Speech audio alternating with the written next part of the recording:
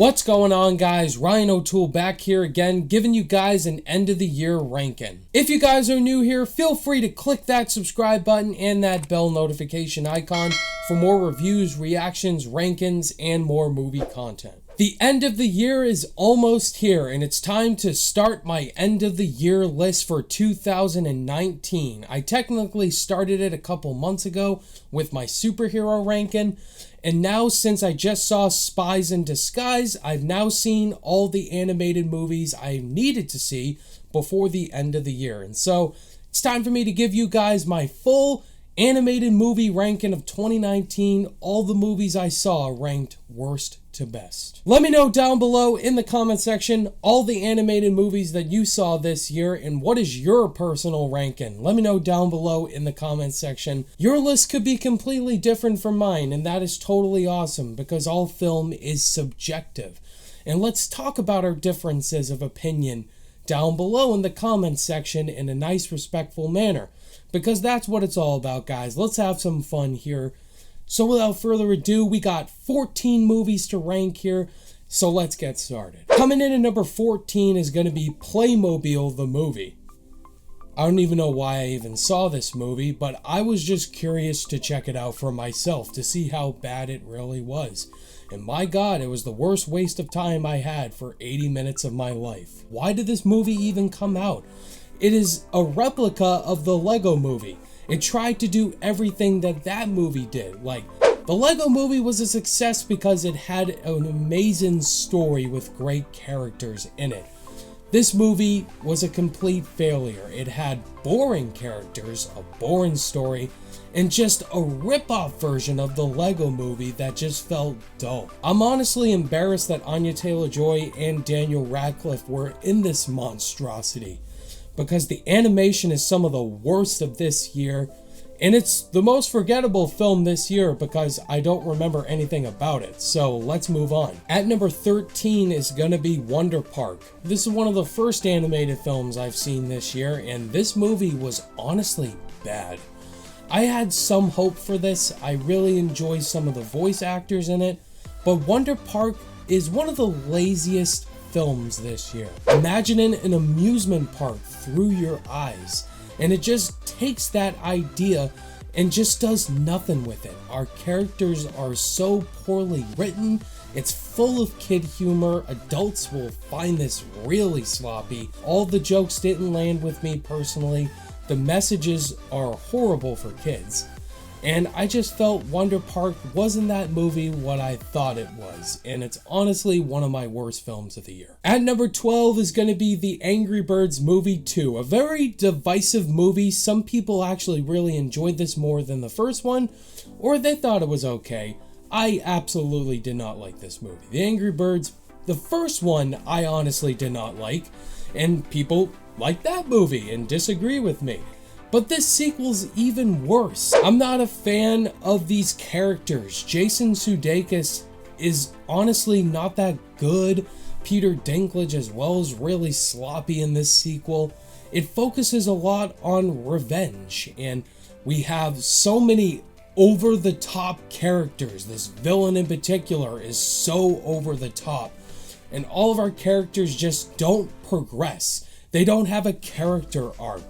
And this honestly is kind of boring for kids. I was the only person in the theater seeing this advanced screening, and I honestly wanted to leave because it just did nothing for me. This was honestly a bad year for animation, man. There's some bad animated movies this year, but coming in at number 11 is adding to that, and it's honestly a disappointment. The Addams Family movies do have a fan base, they do have a cult following. And this animated movie had potential. It would have been better as a stop-motion animated movie, but they just went straight animation. Felt like a Hollywoodized Halloween movie, just to release it for kids to enjoy. And I don't think kids really enjoy this movie as much. My kids weren't as entertained with this movie when I saw it in theaters. Our characters are really bland. They don't have that nostalgic factor that the Addams Family brings. When you think of the Addams Family, you think of that iconic theme, and they do play it, but you have to have this over-the-top villain aspect with these humans hating on the monsters. And it's just, I don't feel it. Now we're moving into the top 10. Coming in at number 10 is going to be Invader Zim Enter the Florpus on Netflix. Now, I was a huge Invader Zim fan when I was a kid. I loved the cartoon show. I didn't know what to think going into this movie. I honestly thought it was going to be really terrible because it was going straight to Netflix. And this movie actually was entertaining. It's not that bad. It is enjoyable. The movie does present a cliche storyline involving a kid getting mad at Zim and becoming a villain. It throws twists and turns left to right. But it did present those fun Invader Zim vibes that I remember from the cartoon. I thought the animation was really good. The action sequences were a lot of fun. And Zim created a lot of the great comedic moments from animation. Coming in at number 9 is going to be The Secret Life of Pets 2, another unnecessary sequel in terms of animation. I thought the first Secret Life of Pets was really bad, a total Toy Story ripoff in every single way possible. The reason why I put it at number 9 is because of one character, Harrison Ford. Harrison Ford is the best character in this movie. And I know it sounds totally cliche, but he actually is the best character in this movie. Harrison Ford plays this guard dog at this farm where our characters go to, and he honestly has some of the best lines and messages in the entire film, and he honestly was the best part. But then it focused on that tiger subplot. I just stopped caring. And this was another film I saw early, but it was okay. I didn't hate this movie, but again, it's nothing special. At number 8 is The Lego Movie 2, the second part. Man, was I so disappointed with this sequel because I absolutely love The Lego Movie. That's honestly one of the best animated films this decade. Going into The Lego Movie 2 at an early screening, I was so excited for this movie, and I walked out highly disappointed with it because it didn't have that everything is awesome vibe that the first one had. Wherever the story goes with Emmett and his clone Emmett, it just didn't really work for me in the end. Tiffany Haddish's character was also really bland and over the top. There's this soldier character that they didn't go anywhere with. The song is pretty catchy, but not as catchy as Everything Is Awesome. Okay, so 7 Up, these are movies I actually really enjoyed. So, coming in at number 7 is going to be the newly released Spies in Disguise. I just saw this movie, just put up my review of it. You can go check it out right there. I just love these characters. I do love Will Smith and Tom Holland. Their characters are so much fun. They look just like each other in animation.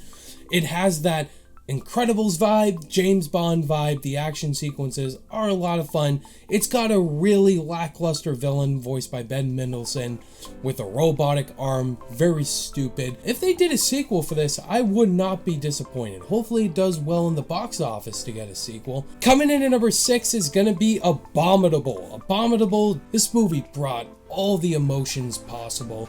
I just love the story that this movie presents.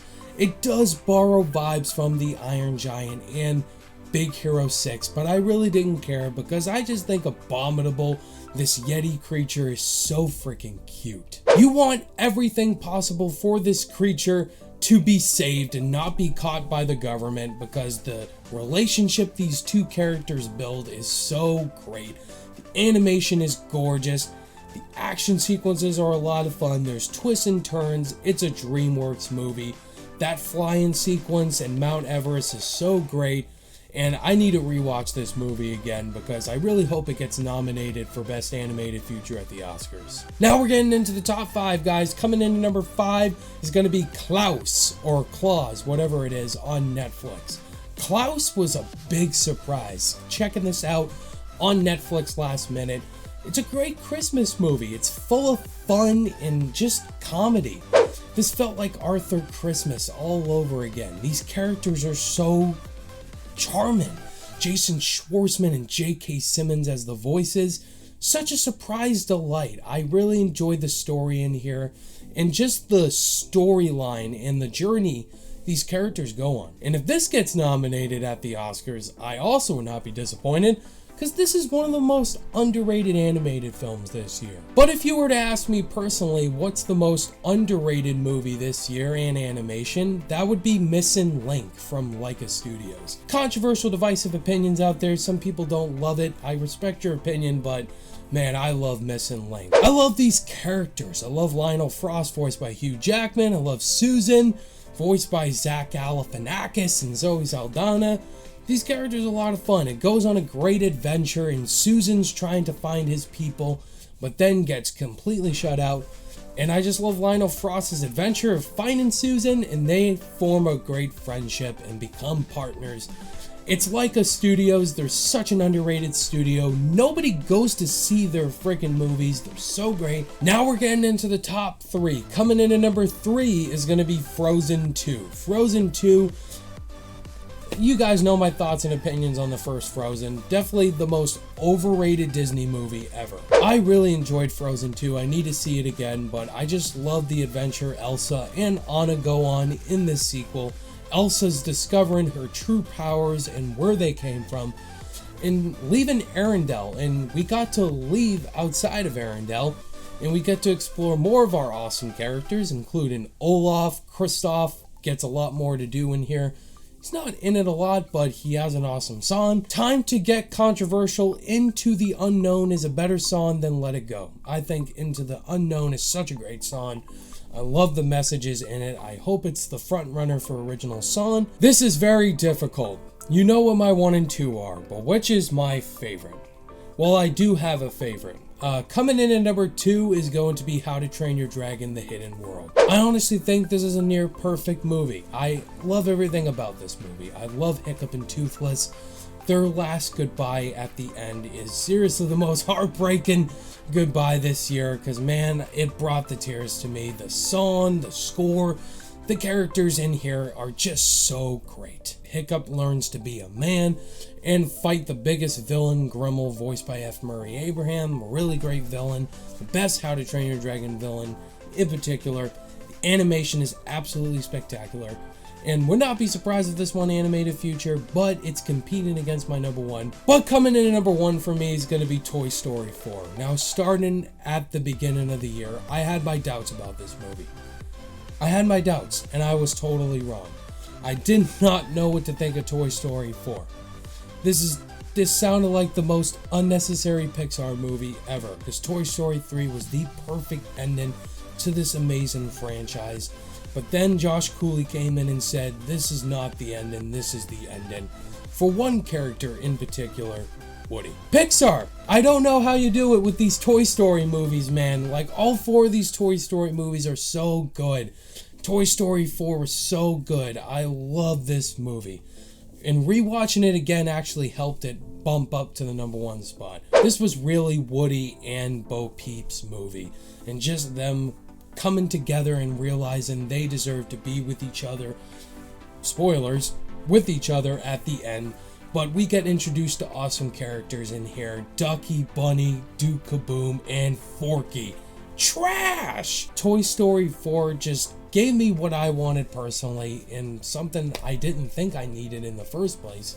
But I'm happy I did, because Toy Story 4 is my favorite animated movie of 2019. There you have it, guys. That was my animated movie ranking. All the animated movies I've seen this year in 2019.